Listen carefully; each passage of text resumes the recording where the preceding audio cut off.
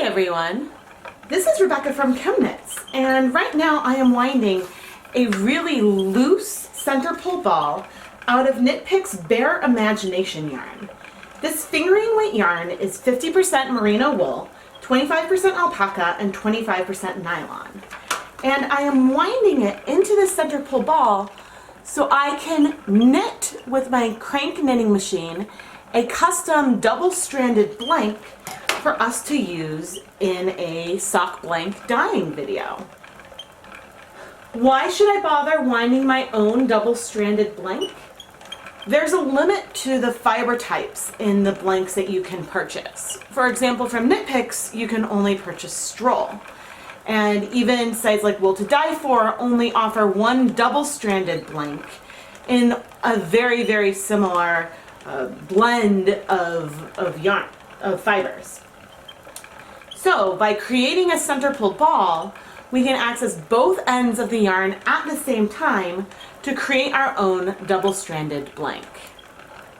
And in this video, I will show you how to create your own double-stranded blank with a knitting machine. This is my Singer knitting machine. It is a slightly newer model with feet, but really any kind of hand crank knitting machine you can use to help make your own double-stranded blank. I have taken my center pull ball and taken both ends of the yarn together, and you can see that I even made the ends of the yarn match up, so that way we are started, everything is going to be double-stranded from here on out. This machine works really well with worsted weight yarn, so doing 2 strands of fingering weight yarn is not a problem for it.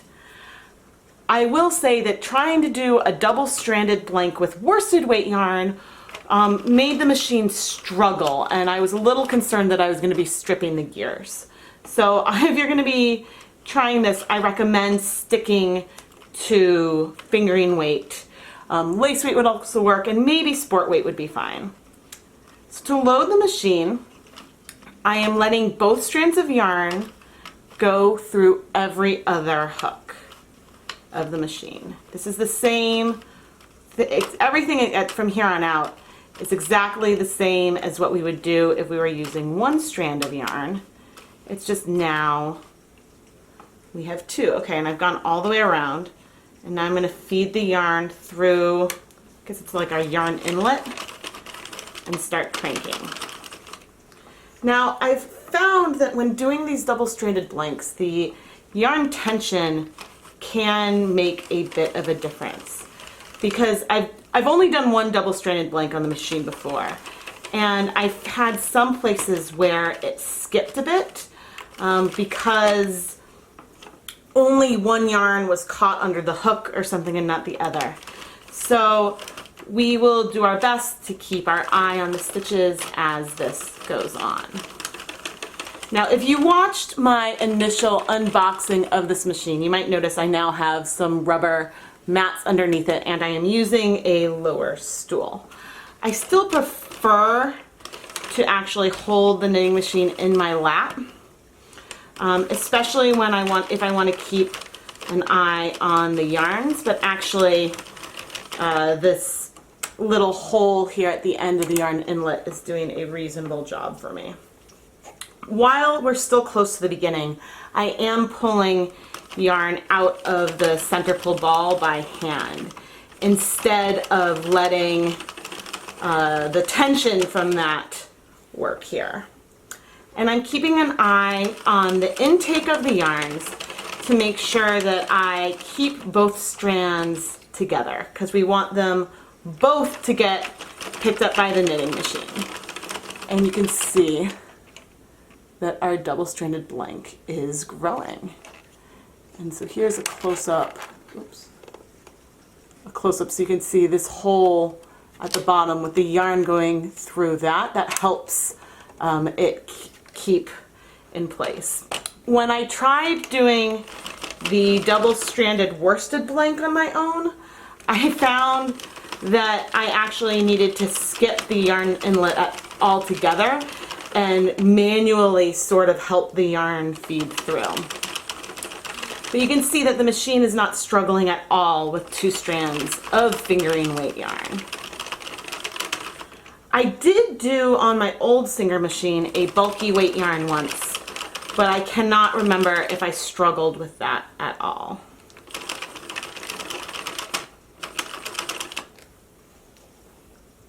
So anyway, I will keep on cranking, and I will come to you and share with you if there are any issues as I am doing this. Normally, when I am making a hand crank blank, if there's stitches skipped and I have to kind of correct it with a crochet hook a bit, I don't really mind. But I find, you know, when you're trying to do a 2-stranded blank, you really want to try to keep both strands of yarn together, because if you end up with less yardage of one strand than the other in a section, that could affect how identical your resulting 2 50-gram balls of yarn are in the end. So this is something that you just want to keep in mind as you are doing it. So I think that if you, well, we'll have to see after we dye and unravel this how close it is together. But certainly if precision is something you care about, the commercially knit blank will be more precise for getting 2 identical 50-gram balls of yarn than doing the hand crank.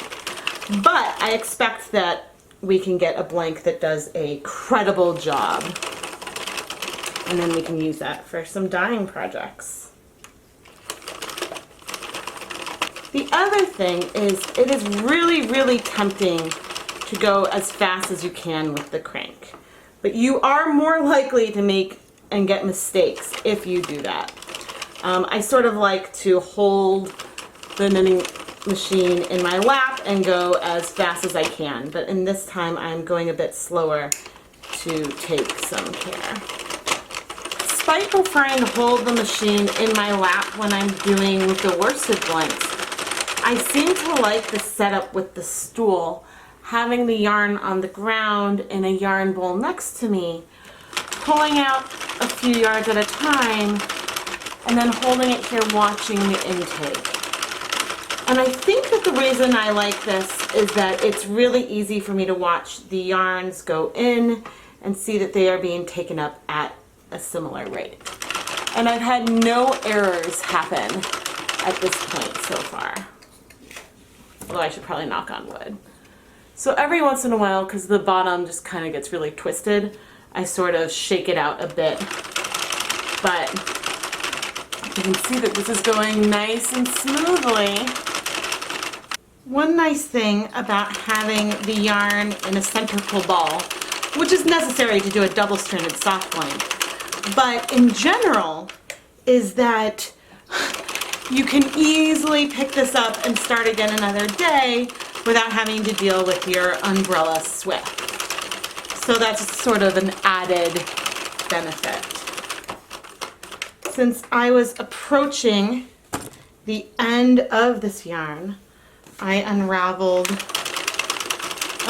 the rest of the ball and sort of have the 2 strands ready to go for me to crank in the last few yards easily. But you really don't want too much tension at all in this point. And someone at one point asked me if you really want a weight on here, but there isn't.